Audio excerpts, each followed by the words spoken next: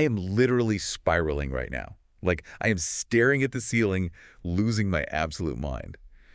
We have to talk about the sheer, unhinged absurdity of what just happened on our television screens. I mean, I'm still recovering. My jaw is permanently stuck to the floor. Picture this. A grown man, a legally married human adult, walking into a highly emotionally charged group therapy session on national television. Right. And what is he wearing? A thrift store shirt, unbuttoned to his navel, with a $9.99 tag still violently dangling from the collar. Oh my God. It was the single greatest visual metaphor for a lack of emotional preparedness I have ever witnessed in my entire life. I was screaming at my TV. Like, and did he not wash it? Was he keeping the tag on so he could, I don't know, return it after he was done talking about his childhood trauma? That dangling piece of neon cardboard is a walking, breathing advertisement for just staying single. It really is. Watching this entire cast interact in a clinical setting today is the ultimate validation for deleting all your dating apps, getting a shared Google Calendar with yourself, and never legally committing to a stranger. It is a cautionary tale woven into unwashed polyester.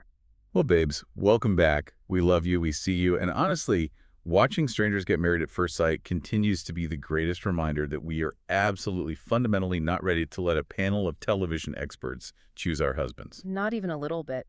Snark Squad, I hope you took my advice from last week because you need to grab a glass right now. Well, absolutely. We have the raspberry Prosecco spritzes, heavily poured and on deck, because tonight requires bubbles and it requires profound emotional support. We are not just recapping today, we are conducting a full-blown autopsy on these marriages. Cheers to that, babe. Let's toast to surviving another week of our own chaotic lives, honestly. Just keeping ourselves upright feels like a massive victory lately. Cheers. Because let's face it, adulting is a full-time job that absolutely none of us are being compensated fairly for. It is a total scam. Oh. It is a complete scam. I was just spiraling this morning, sitting on the edge of my bed, thinking about the sheer cognitive load of just existing. Oh, it's exhausting. You have to balance a full-time job. You have to, maintain your friendships so people don't think you've quietly entered witness protection. You have to do the laundry, fold the laundry, and put the laundry away. Which are 3 entirely separate business days of effort, by the way. And you have to buy groceries that you actually plan to cook and pretend to have hobbies that aren't just watching reality TV in your sweatpants while analyzing the psychological failings of complete strangers. It's too much for one nervous system to handle. It really is. And you want to know the deeply tragic moment for me this week? Tell me. It was Tuesday night. I walked into my kitchen, and I realized I was genuinely, deeply, chemically thrilled by the sight of an empty sink. Oh my God, yes. Freshly folded towels on the counter, and a completely empty, gleaming kitchen sink. I stood there, and I swear to you, that gave my brain more of a dopamine hit than going to a club on a Friday night in my 20s ever did. An empty sink is the ultimate luxury. It represents peace. It represents a temporary pause in the endless cycle of domestic labor. It was euphoric. But that exact feeling is what makes me look at this show and wonder, how on earth do married couples do it? How do they manage syncing 2 entirely different lives? Beyond. Sharing calendars, merging finances, splitting the utility bills, and having these complex, emotionally taxing conversations about their childhood wounds, all without hiring a literal project manager to facilitate the relationship. That is the secret. Most of them don't. Which is exactly why half of these couples are sitting in group therapy by episode 9 looking like they just survived a shipwreck. Seriously. Navigating a romantic relationship on top of just keeping your own physical body alive is a monumental task. Just remembering to take the chicken out of the freezer to defrost before 5 p.m. should come with a gold star. And a ticker tape parade. Which brings me to the ultimate hypothetical, and I want you to really think about this. If we were sitting across from these experts, and we were signing our lives away to be matched with this stranger, what would you even put on your intake form? Oh boy. Because I know myself, I would go in with this whole ethereal, emotional mood board. I'd be telling them, I want someone emotionally available. I need a partner who can actively hold space for my complex feelings. I'm already rolling my eyes. Let me finish.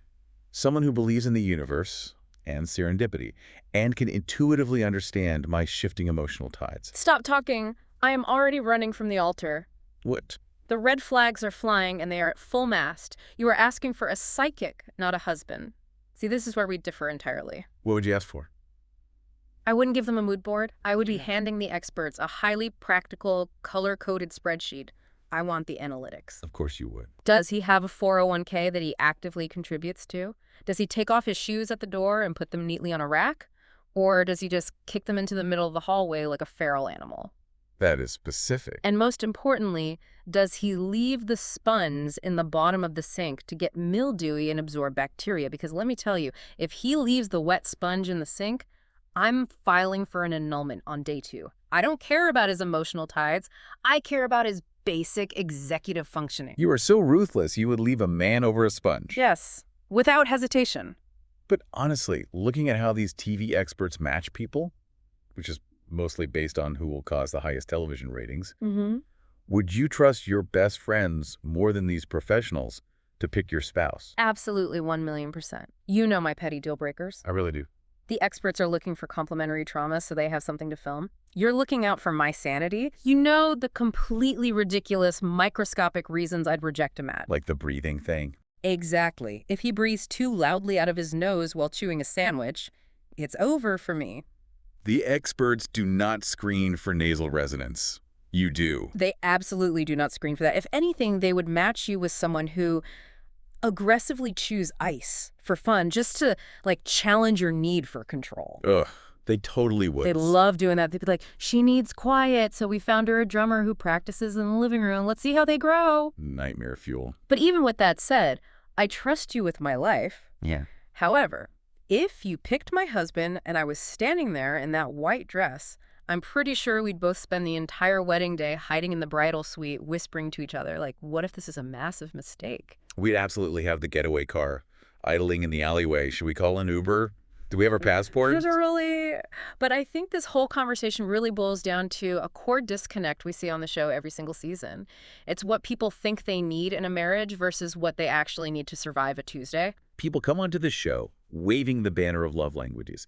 They want words of affirmation. They want physical touch. They want someone to stare into their eyes and validate their existence. But genuine emotional needs are valid. Quality time is incredibly important to build a secure foundation, especially when you are starting from zero with a literal stranger. Well, sure. If you don't have that emotional baseline, everything else just crumbles. I'm not saying emotional needs aren't valid. I'm saying they are secondary to basic survival mechanics when you live with another human being. Let's be profoundly real with each other for a second. Okay, lay it on me. The ultimate love language, the absolute peak of modern romance, isn't someone writing you a poem. It is someone handling the chaotic chores of daily life so you can get 8 uninterrupted hours of REM sleep. Okay, fair. We have to conclude that the hottest, most sexually attractive thing a partner can do is notice the dishwasher is full, empty it, and wipe down the counters without expecting a round of applause. That is intimacy. Okay, I have to concede that point. A man holding a clean sponge and a bottle of multi-surface spray is universally attractive. It really is. It communicates safety. It communicates, I see the burden and I am sharing it. Exactly. But babes, as much as I could talk about our own relationship delusions and adulting struggles for the next 3 hours, we have a job to do. We do. We have to dive into the mess. Let's get into the absolute wreckage of Married at First Sight.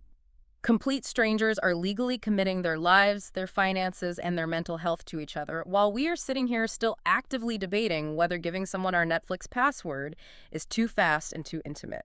It is a terrifying juxtaposition. Yeah. So, welcome to Group Therapy. We are breaking down Season 20, Episode 9, ominously titled Time to Confess. That's a dramatic title. And I really need to set the scene for you guys listening, because this wasn't a standard run-of-the-mill check-in episode. This was a structural shift for the show. Big time. This was the first ever group therapy session, led in tandem by our experts, Dr. Lisa Paz and Paul C. Brunson. And let me tell you, they completely abandoned the passive observation deck. They were not sitting behind a monitor eating popcorn this time. They chose violence. The psychological, therapeutic kind of violence, but violence nonetheless. They dragged their chairs into that circle, and they called these couples out directly to their faces in front of everyone else. My jaw was on the floor from the very first minute. It was like watching a master class and holding people accountable. And accountability is something this cast is highly allergic to. So let's start with the absolute 3-ring circus that was Adam and Marissa. Oh, where do we even begin? Because before we even get to the words that came out of their mouths, we have to talk about the visual assault of Adam's attire. We touched on it in the intro, but we need to dissect Adam's chaotic entrance. Please do. He walks into a brightly lit clinical group therapy setting, a place designed for vulnerable, potentially devastating emotional exploration. And he strolls in with this wildly patterned, retro-looking shirt, completely unbuttoned down his torso. Aggressively showing off his He chest. sits down, looks around, realizes the gravitas of the room, and then hastily starts buttoning it up like a child caught sneaking snacks. The taco meat was on full, unapologetic display. And it wasn't just the unbuttoned chaos. The internet sleuths immediately went to work. They always do. If you zoom in on the high-definition broadcast, this loudly patterned, clearly thrifted shirt literally still had the cardboard tag attached to it. It was so bad. It was a bright green $9.99 tag dangling from the armpit area. It looked exactly like a tag from a Value Village or a Goodwill. Which is honestly a steep price for a shirt that ugly, if we're being honest. But the presence of the tag begs so many horrifying questions. Was he planning to tuck it in and then return the shirt the next day? Who returns a thrift store shirt? Did he even wash it before putting it on his bare skin? Because knowing the scent of a standard thrift store, wearing an unwashed secondhand polyester shirt to a high-stress group therapy session where you will inevitably sweat is an act of biological warfare against everyone in that circle. It was dangling there like a tiny neon flag of surrender. And this is what I found so brilliant about Paul C. Brunson in this moment. Paul immediately zeroed in on Adam. He didn't let Adam slide into his usual routine. No, Paul refused to let him joke his way out of the spotlight. He explicitly points out that Adam uses his humor, and I would argue this bizarre performative clown attire, as a literal shield to deflect from ever having to be genuine or vulnerable. Paul was absolutely not playing games. He looked Adam dead in the eyes and essentially said, "We aren't doing the stand-up routine today. The jokes stop now." And you could physically see Adam's physiological response. Oh yeah, his face flushed bright red. He got incredibly defensive, his body language completely closed off. Because when you forcibly strip away the loud shirts, the goofy voices, and the constant comments about how they are just, quote, "vibing," you realize there is a terrifying void. There is zero emotional depth there. Adam is terrified of intimacy, so he plays the court jester. If people are laughing at his shirt, they aren't asking him about his soul. That is exactly it. He's managing the audience's perception so they don't look too closely. And it absolutely broke my heart because the experts successfully pushed them to have a real conversation. The space opens up and Marissa courageously steps into it. She really did. She opens up to the entire group about her absent alcoholic father.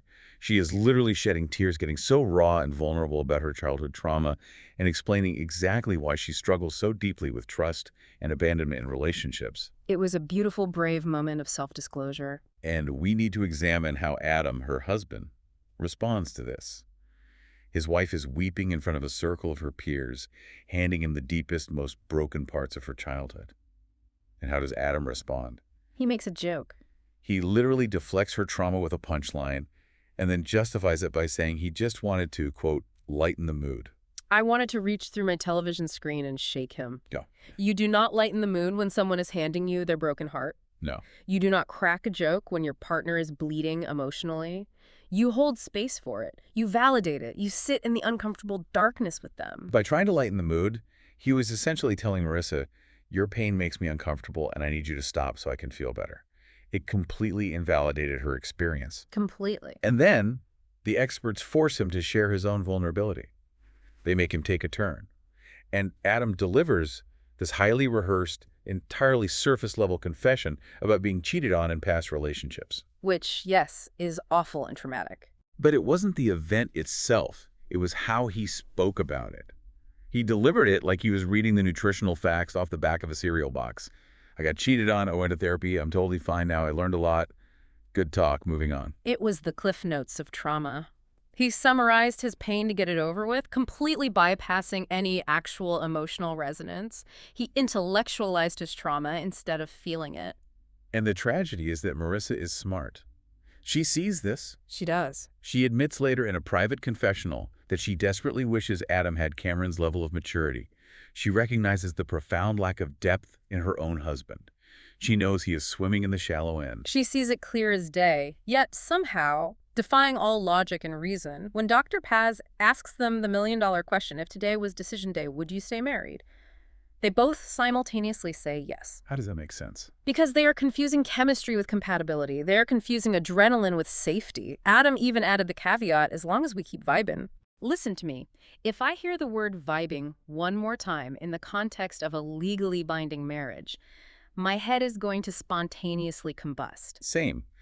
Vibing is what you do at a music festival at 2 p.m. on a Saturday. Vibing is not a foundational pillar for a 50-year commitment. They are operating purely on a physical, surface-level frequency. Exactly. It's like a shallow reflecting pool in front of a monument. It looks beautiful and shiny on the surface, but the second you try to dive in, you're going to break your neck on the concrete bottom. That's such a good way to put it. There is nothing to sustain them once the initial physical attraction fades. And since we are on the topic of relationship whiplash, we have to talk about Bel Jolie and Mecca. Because if you want to talk about breaking your neck diving into something, this couple is the prime example. The emotional pendulum swing here was nauseating. We have to talk about the porta potties. Yes, because the episode actually starts with them in this incredibly beautiful, grounding, real-world moment.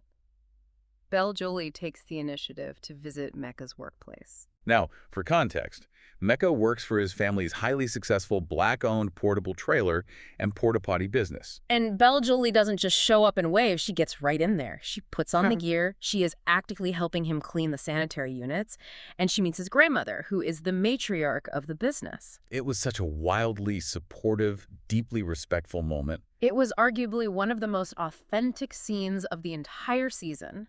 There is a profound dignity in that kind of labor, and seeing them work together as a team was beautiful.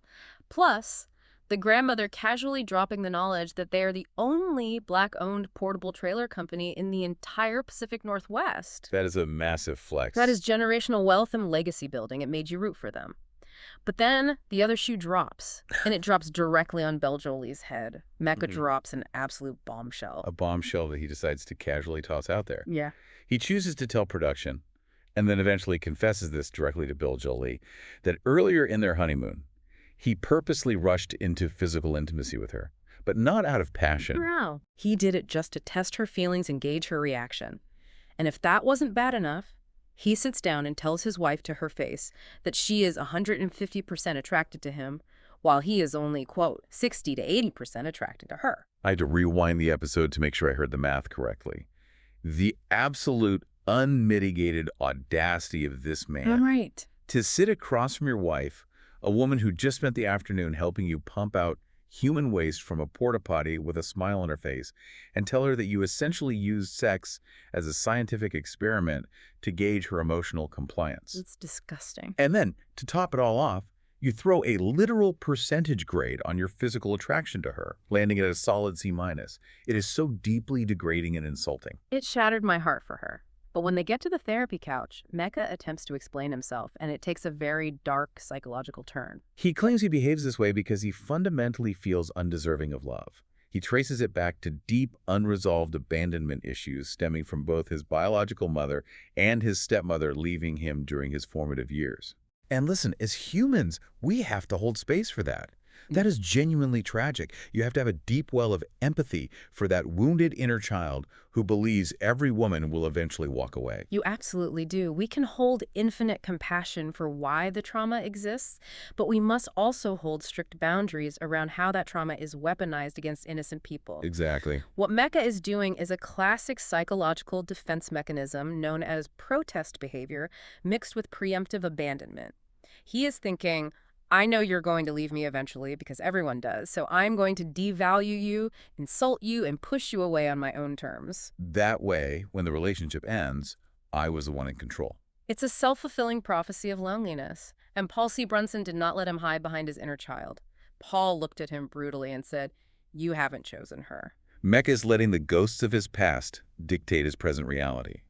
And Bel Jolie is standing in the crossfire, catching all the strays. It's so unfair to her. And I want to shift gears for a second to a visual representation of Mecca's emotional state, because we have to talk about his wardrobe malfunction at therapy. Oh my God, the outfit. Mecca showed up to this high-stakes emotional confrontation wearing what appeared to be every single piece of clothing he currently owns.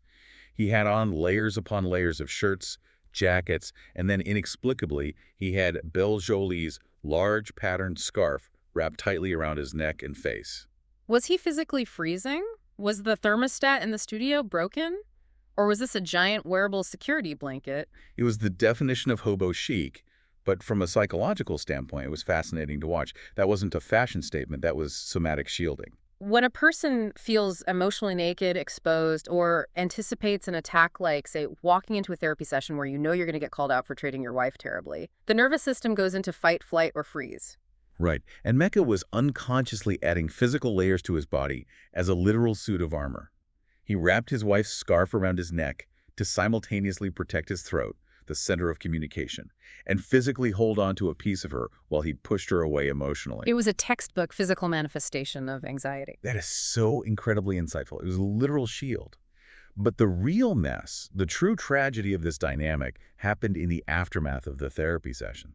They are all sitting in the larger circle, and Michelle, our straight-shooting queen, calmly calls out Mecca's behavior from the previous group dinner. She labels his actions as highly performative because, let's be honest, at that dinner, Mecca was hyping up their connection, acting like the perfect husband, putting on a show for the other guys. He was completely curating an image. Michelle saw right through the facade. Exactly. But hearing the word performative deeply wounds Mecca's fragile ego. And what does Bel Jolie do? The woman who's just told she is a 60% attraction placeholder. She immediately puts on her superhero cape and blindly defends him against the entire group. She throws herself on the grenade to protect the man who just admitted to using her. I wanted to shake her. I just wish Bel Jolie would wake up and realize she inherently deserves a partner who is 150% into her from day one, not a man who is grading her worth on a curve while wearing her accessories. It's a classic rescuer dynamic. She has a savior complex. She sees his brokenness not as a red flag, but as a project. Yeah, she thinks if I love him hard enough, if I am patient enough, if I defend him fiercely enough, I can heal his abandonment issues, and then he will finally love me back. It is a beautiful, deeply flawed, and ultimately tragic way to approach a marriage. Mecca is a renovation project, not a partner right now. A renovation project, yes. And speaking of massive condemned construction sites that need to be bulldozed to the ground, let's talk about Courtney and Nick. Oh, this is the segment where I might actually start yelling. We are entering the safe space that is essentially an active, heavily armed minefield. Please take the floor. I know you have been vibrating with rage over this couple. I am venting. Right. I have to vent because watching Courtney interact with Nick is like watching psychological torture in slow motion. Mm-hmm. Courtney is constantly, systematically, and deliberately rejecting Nick at every possible turn. It's so hard to watch. And she uses this insidious tactic of weaponized incompetence to shut down any bid for connection. For example, the pop culture conversation. She plays aggressively dumb. She sits there and claims she doesn't know who Keanu Reeves is. She doesn't know what Bill and Ted's Excellent Adventure is. Which is wild. And instead of saying, oh, I haven't seen that, tell me about it, she uses her lack of knowledge as a wall. She rolls her eyes and makes him feel stupid for caring about it. It is so painfully dismissive. It's not just that she doesn't know the movie. It's that she actively resents him for trying to share a piece of his personality with her. She demands that he step up, be this assertive alpha male, and ruffle her feathers. She literally begged him to take charge. But the second he attempts to show any initiative or displays any personality trait that isn't perfectly aligned with her mood in that exact millisecond, she brutally punishes him for it. It is the ultimate no-win scenario. And then we get to the therapy session. Courtney immediately starts crying. The tears flow, and she claims she is acting this way because she doesn't know how to receive love due to a profound, paralyzing fear of abandonment. Now again, fear of abandonment is real. But what Courtney is executing is the classic push-pull dynamic often seen in disorganized attachment styles. Her internal monologue is, I am terrified you're going to realize I am unlovable and leave me. Therefore, I'm going to criticize you, reject you, and push you away. If you leave, I was right all along. If you stay, you must really love me. Right, I'm going to reject you before you can reject me. It is completely exhausting. But I have to give a standing ovation to Dr. Paz because she sees right through the smoke and mirrors of Courtney's tears. She doesn't let Courtney monopolize the victim role. Dr. Paz turns and pushes Nick. She asks him why he is shrinking. And Nick finally, quietly admits that he intensely self-edits his goofy, lighthearted side because he feels constantly judged and scrutinized by Courtney. And that is the tragic irony of their entire existence as a couple. Nick desperately wants to be his authentic, goofy, slightly nerdy self. That is who he is. But Courtney nitpicks every single microaction he takes. She even criticized the specific way he makes his morning espresso. Who on earth critically evaluates someone's espresso tamping technique in the first week of marriage? She is policing his joy. She is a joy thief, and the experts handled it diplomatically. They told them both to try harder. They instructed Nick to stop editing his personality and to boldly take up space. And they told Courtney she needs to actively create a safe space for him to exist without fear of critique. But honestly, between you, me, and the Snark squad listening, I think Nick just needs to lace up his sneakers and run. Sprint in the opposite direction. Do not pack a bag. Just go. I agree completely. He is suffering from a massive sunk cost fallacy. He has invested time. He made a vow on television. He wants to be the good guy who doesn't give up. He is too nice, and her anxiety is a black hole that is slowly draining his life force. There is no winning hand for him here. Let's shift from the people pushing love away to the people running away from it. We have to discuss Felipe and Tori. This was a fascinating breakdown of neurobiology disguised as reality TV drama. It really was. Felipe finally confessed his fatal flaw to the group, and I kind of respected the honesty. He openly admitted that he systematically self-sabotages his relationships the moment the initial fiery passion fades. He literally used the phrase that he loves the new car smell of a relationship, and when that scent wears off and it just becomes a regular car, he usually bounces. He is chasing dopamine. It is such a staggeringly common phenomenon in modern dating, especially in the era of swiping apps. But to hear someone articulate it so cleanly out loud is wild. He openly admitted to the experts that he is used to dating multiple women simultaneously in the real world, constantly rotating them to keep his dopamine levels spiked. He fundamentally fears losing that electric romantic spark with one person because he equates a calm nervous system with boredom. Yes, boredom is his enemy. And this is where I have to pause and praise Dr. Paz and Paul Brunson. Their advice to Felipe was some of the most profound, applicable relationship advice I have ever heard on television. It was so good. They told Felipe that he needs to consciously replace the word passion with the word curiosity, because the reality is passion naturally plateaus. That is human biology. Your brain cannot sustain the chemical cocktail of a new romance forever. If it did, you would never sleep or get any work done. The nervous system has to calm down. Exactly. But curiosity, a genuine, sustained interest in how your partner's mind works, that can sustain a marriage for 50 years. It was a brilliant political pivot. Passion is a passive experience. It happens to you. Curiosity is an active choice. You have to generate it. If Felipe can learn to be curious about Tori's evolving identity, rather than just waiting for a dopamine hit, they might survive. But let's be clear, Tori isn't exactly a lighthouse of emotional stability in this storm either. Oh, not at all. Tori admitted she is intensely avoidant, to the point where she had a somatic panic attack. She confessed that after they were physically intimate, the vulnerability was so overwhelming that she literally fled the bedroom. She panicked, threw on clothes, and ran out of the room. Because intimacy triggered her fight-or-flight response. When an avoidant person achieves the closeness they theoretically want, their brain perceives it as a mortal threat to their independence. She ran away to regulate her nervous system. She did eventually come back, which shows some resilience. But the wildest, most baffling part of their segment, when Paul asked them the standard question, if today was decision day, would you stay together? Despite Felipe's dopamine addiction and Tori physically fleeing the scene of intimacy, they both bizarrely smiled and said yes. It makes perfect sense if you look at it pathologically. They are uniquely bonded by their mutual, terrifying fear of commitment. It is fascinating. They are safe with each other because neither of them is demanding a suffocating level of emotional enmeshment. They are mutually keeping each other at arm's length, and they both find comfort in that distance. That is such a wild way to build a marriage, but I guess whatever gets you through the night. Now, let's look at a couple where one person is doing all the work and the other is just looking for a lease agreement. Devin and Caitlin. This dynamic is slowly breaking my spirit week by week. Devin, our former athlete, came into this experiment with a literal playbook. He wanted to love bomb his wife in the most wholesome sense of the phrase. He wanted to shower her with affection, affirmations, and physical touch. But he quickly ran face first into the reality that Caitlin is a walking, talking, emotional iceberg. Devin is struggling. He openly admitted in therapy that he has had to actively dim his light to avoid overwhelming her. Devin is this bright, expansive, energetic, golden retriever of a human being.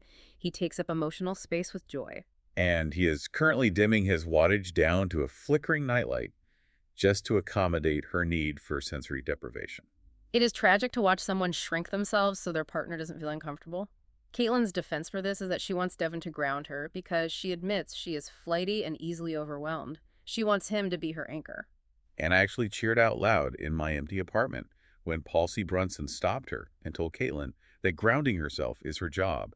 It is not her husband's responsibility to regulate her emotions. Exactly. A partner is a companion on the journey. A partner is not an anchor you drop to halt your own anxiety spirals. That is what therapy is for. The stark reality of this situation is that Caitlin does not actually want a husband. She wants the social status of being a married woman, but in her day-to-day life, she just wants to be able to use the bathroom alone and sit in a perfectly quiet, undisturbed house. Devin is trying everything in his human power to connect. He even offered to give her a massage to help her relax after a stressful day, and she coldly shot him down. She recoils from his touch. Devin is arguably the most committed, patient guy in this entire cast, but it's entirely wasted effort. It's like watering a plastic plant. She emotionally checked out the exact minute they moved into the shared space, and she realized she couldn't just live in that apartment by herself. She resents his physical presence in the room. It is severe roommate syndrome. She wants the aesthetic of a marriage without the inconvenient reality of accommodating another human's presence. It's so sad for Devin. But let's cleanse our palate and move on to our golden couple. Though, to be fair, they are also the loudest couple in the cast. Cameron and Michelle. I physically breathe a sigh of relief when these two come on my screen. My shoulders drop. They are actually miraculously communicating like adults. And they have been fully physically intimate, which, by the way, they proudly and loudly announced to the entire therapy circle with zero shame. Yes, they did. They owned it. And what I love about them is that they aren't just coasting on the physical connection. They are actively tackling the terrifying, real-world topics that destroy most marriages, like finances. Michelle makes significantly more money than Cameron. That is a dynamic that breaks a lot of men. And Cameron openly, vulnerably admitted that finding out her salary made him feel slightly emasculated at first. It triggered his societal conditioning about being the male provider, but instead of letting that insecurity fester and turn into resentment, he voiced it. They talked through it, and they actually grew closer because of that honesty. That is textbook healthy conflict resolution. It truly is. They navigated a major ego threat with grace. But, and there's always a but on this show, they have one massive, looming, logical problem that love cannot easily conquer. The geography. Cameron lives in Oregon. Michelle's entire life and lucrative career are based in Seattle. That is a 3-hour drive on a good traffic day. They're currently trying to figure out remote work compromises, but geographic incompatibility is a lethal threat to a new marriage. You cannot just vibe your way out of crossing state lines every weekend. True, the logistics are a nightmare. But if any couple in this franchise has the communication skills to negotiate a relocation, I feel like they're the ones who can figure it out. They actually like each other. We will see. Now brace yourself, because we have to talk about the whiplash of the century. The absolute fiction that is Nikki and Shawn. The fake 10 out of 10. I am still spiraling over this performance. Right. They walk into this intense group therapy setting, arm in arm, beaming, looking like they just renewed their vows on a beach in Maui. They confidently claim to the experts that their relationship went from a miserable 2 out of 10 to a glorious 9.5 or 10 out of 10 in 48 hours. It is statistically, emotionally, and logically impossible. You do not rewire a fundamentally broken dynamic in 2 business days. During the session, Shawn admits that his core flaw is that he usually argues just to win the debate, completely ignoring his partner's need for closeness. On paper, acknowledging that is a massive breakthrough. And the experts, they absolutely ate it up. They praised him for his self-awareness. But Nick bless Nick. He is the Greek chorus of this season. Nick and the rest of the cast confessed to the cameras later that they think Nikki and Shawn are completely faking it. And I agree with them. Just 2 days prior, they had that disastrous group dinner where they were glaring at each other, snapping at each other, and looked like they genuinely hated the air the other person breathed. And now, suddenly, they are presenting as the perfect, enlightened couple. It's a PR strategy. They are playing perfect to save face on national television. They are actively protecting their personal brands. They realized they were looking like the villains of the season, so they called a tactical truce behind closed doors to survive the rest of the filming schedule without getting destroyed on social media. It is an alliance, not a romance. Okay, we have thoroughly diagnosed these people, but now we need to formalize it. Let's do something fun. We need to actually grade these couples. Let's do a marriage report card. We are going to grade them on communication, chemistry, effort, emotional maturity, and long-term potential. I love a rubric. Let's start with the teacher's pets, Cameron and Michelle. I am giving them a solid A for effort and an A for emotional maturity. Like we said, they had the incredibly tough money conversation, they didn't run away when egos got bruised, and they are actively, daily choosing to build a foundation. I agree with the A grades. The only slight ding on their overall report card is their long-term potential, and that is strictly because of the Oregon versus Seattle logistics. A long-distance marriage out of the gate is incredibly difficult. But, emotionally, they are top of the class, A- overall. Next up, our chaotic duo, Marissa and Adam. I'm giving them an F for emotional maturity, a resounding 0. They are a black hole of maturity. Adam deflects everything with a joke and Marissa accepts it. But to be fair to reality, I will give them an A for chemistry, or as Adam would eloquently put it, vibes. They are undeniably incredibly physically attracted to each other. You can see it in how they interact. But you cannot build a 50-year marriage on taco meat, thrift store shirts, and jet ski dates. Exactly. The communication is entirely surface level. F for long-term potential. Agreed. Moving to Courtney and Nick. F for communication, a catastrophic failure. And Courtney gets a hard 0 for effort. Nick honestly gets an A for patience, maybe to a pathological fault, but as a unit, they are failing spectacularly. She actively, purposefully tries to misunderstand him to justify her anxiety, and it's a failing grade across the board. Now, what about Bel Jolie and Mecca? This one is tricky. I'm going to give them a D for long-term potential, just hoping she wakes up. I'm going to argue that and go lower. A 60% attraction rate, verbally delivered from your husband, is a failing grade. F. Wow, harsh. You cannot build a lifelong commitment or even a healthy self-esteem when the man who is supposed to love you is literally grading you as a D- in physical attraction. It is a rotten foundation. That is so incredibly harsh, but you are right. It is a fundamentally toxic starting point. She is giving 150% effort in the communication and support categories, and he's just passively accepting her labor while literally wearing her clothing. F. Finally, Nikki and Shawn. Incomplete. I refuse to grade a fabricated reality. Absolutely incomplete. We agree they are cheating on the test. You cannot go from failing out of the class to achieving a perfect score overnight without plagiarizing the textbook. They are faking their progress to impress the teachers. Which naturally leads us to play armchair experts ourselves. Yeah. If we were sitting in those chairs instead of Paul and Dr. Paz, what is the actual targeted homework we would give these couples? Let's step into the couples therapy corner. I love this. Let's start with Adam and Marissa. We know their biggest issue is a profound lack of depth. They are swimming in a puddle. Right. So the conversation they need to have immediately, tonight, off camera, is Adam explaining exactly why he hides behind the jokes. And the rule is he has to do it without making a single joke. If he smiles, they start over.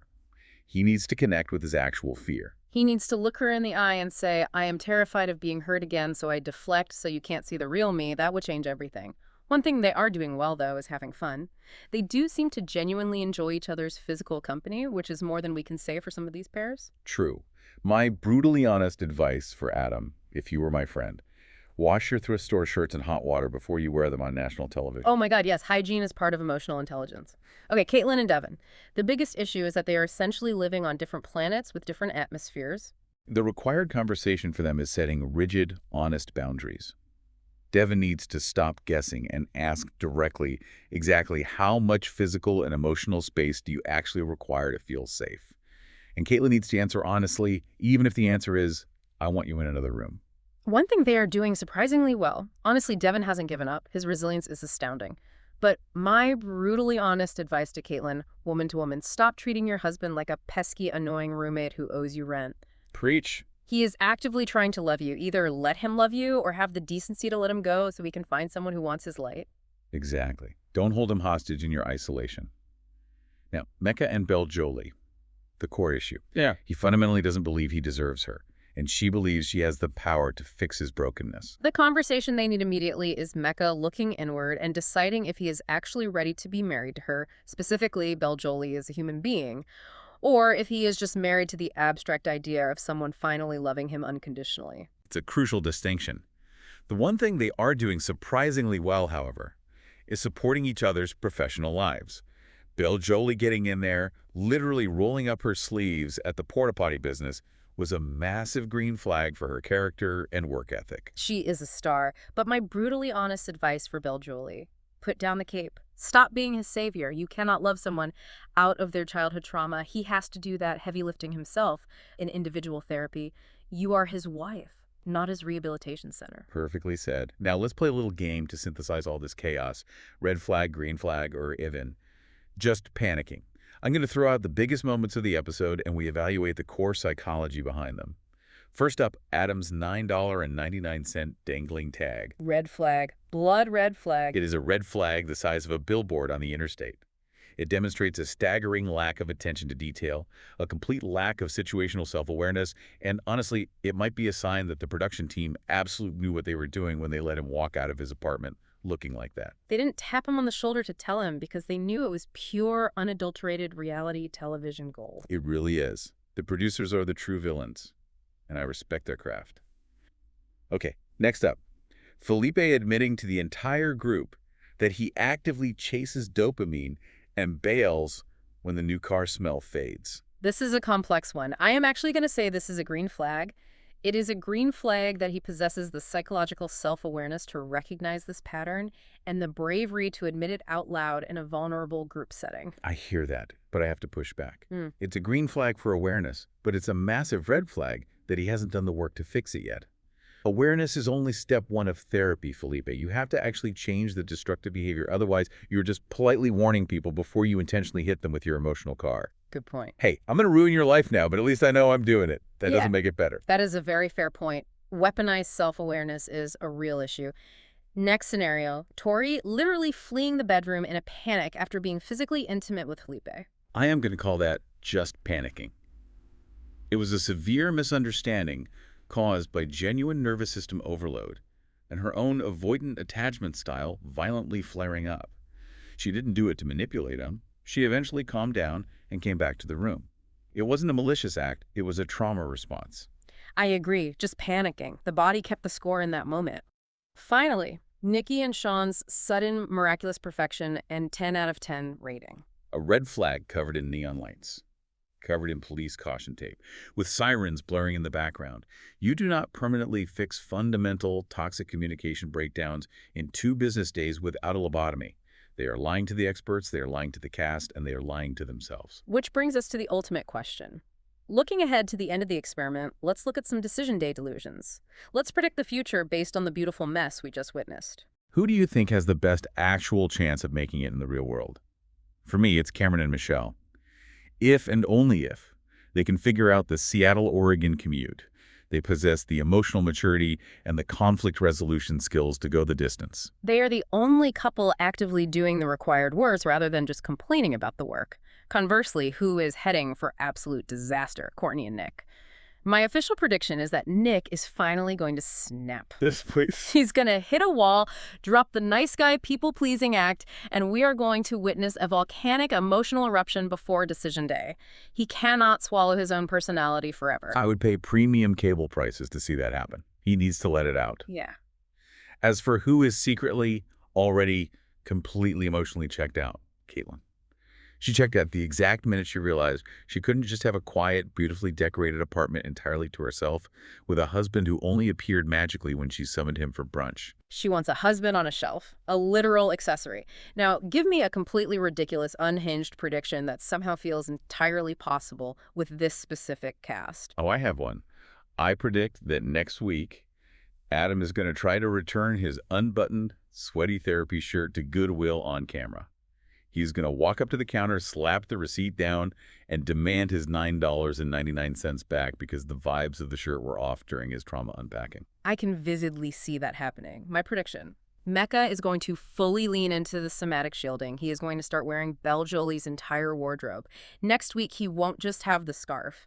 He will be in her silk blouses, her heels, her winter coats, just fully layered in her closet to build a physical fortress so he can avoid dealing with his own abandonment issues. I am crying. I can picture him in a silk blouse right now. But Snark Squad, this brings us to the end of our session, and we have to ask you directly, after listening to this breakdown, after seeing the profound lack of emotional regulation in this group therapy session, would you ever, in a million years, let a panel of experts choose your spouse? And we want to hear from you. What is your biggest relationship green flag? What is the specific behavior that makes you look at a partner and say, yes, my nervous system is safe with this person? And despite all the messy, toxic behavior we just unpacked, which couple are you still secretly rooting for against all odds? Thank you, babe, so much for joining our therapy session and our breakdown of the madness. We desperately needed this time to decompress. Remember to subscribe, leave us a glowing review so we can justify keeping the Raspberry Prosecco flowing, and share this breakdown with another reality TV-loving babe who desperately needs a place to vent about Adam's shirt. Stay hopeful, stay chaotic, and we'll see you on the Snark side. But seriously, $9.99, I'm never going to look at a thrift store shirt the same way for as long as I live.